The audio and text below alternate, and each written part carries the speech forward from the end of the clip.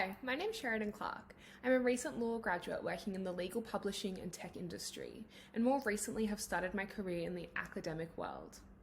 In this short video, I'm going to outline some things to consider when choosing who to ask to supervise your honours thesis or advanced legal research project, and also give some tips on how to ask them to supervise you.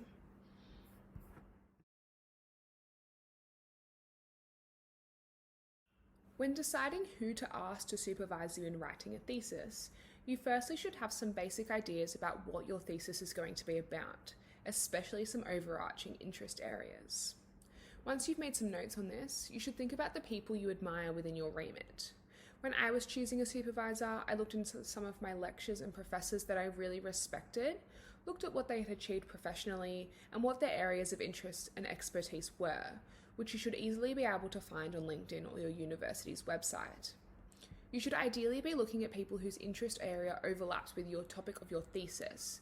So, for example, if you are wanting to write a thesis on medical negligence, it probably wouldn't make sense for you to seek out your criminal law professor, unless they also have an interest in medical negligence. Something to note is that your thesis and their experience don't have to overlap 100%. Having someone with a similar interest area but who is experienced in something a little different can be really helpful in terms of gaining different perspectives during your writing process.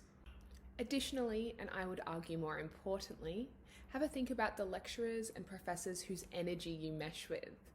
This might sound strange, but working with someone who you get along with, who has a similar work ethic, similar viewpoints, and a similar career path that you're hoping to emulate can really enhance your experience in undertaking a thesis. When writing a thesis, you work very closely with your supervisor, and being able to build a strong relationship can really enhance your experience.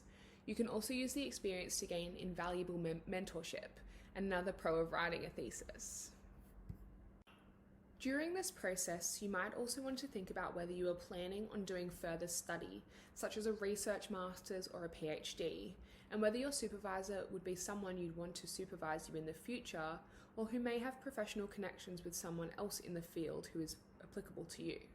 Building a strong relationship early on may really help you in this regard. After reflecting on some possibilities of supervisors, I would recommend writing down a short list of potential supervisors. Just remember, academics are busy people who wear a lot of hats, and your first choice may not be available to you.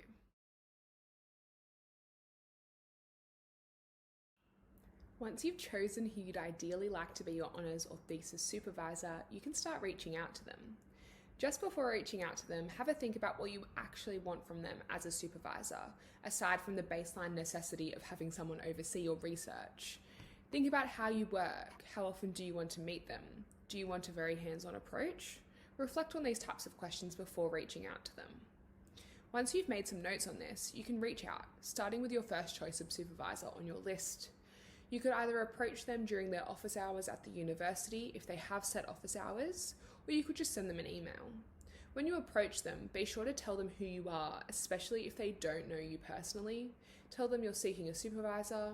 Give them some high-level thoughts about the topic area you're interested in and what you're hoping your research might cover. Also, let them know why you want them as your supervisor. Let them know what it is about their work that interests you and what value you see them adding as your supervisor. This would be a good point to ask them what their availability is like and what their approach is when supervising students, and ascertain whether that would actually suit you. At this point, if the supervisor does say no, or you don't see their availability or supervising approach as suiting you, don't take it personally. Again, academics are really busy people, so just roll with it, let them know you appreciate their time, and revisit your list of supervisors. Repeat this process until you find a suitable candidate for you. If you found this video helpful, be sure to give this video a like and subscribe to Dr. Marie Hadley's YouTube channel for more informative and useful legal content. Thank you.